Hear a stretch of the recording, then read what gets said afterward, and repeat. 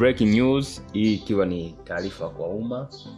Taarifa ya kifo cha Mheshimiwa William Vangemembe Lukuvi, ambapo ukurasa wa Ikulu uliweza kuandika barua hii ikiwa imeandika: Rais wa Jamhuri ya Muungano wa Tanzania, Mheshimiwa Dr. Samia Suluhu Hassan anasikitika kutangaza kifo cha Mheshimiwa William Vangemembe Lukuvi, aliyekuwa waziri wa nchi, ofisi ya waziri mkuu, sera, bunge, uratibu na wenye ulemavu na mbunge wa jimbo la Isimani.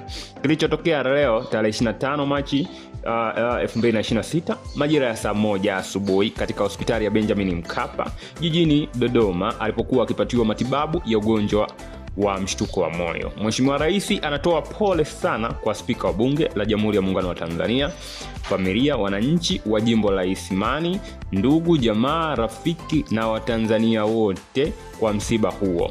Kupitia kwa Balozi Dr. Moses M.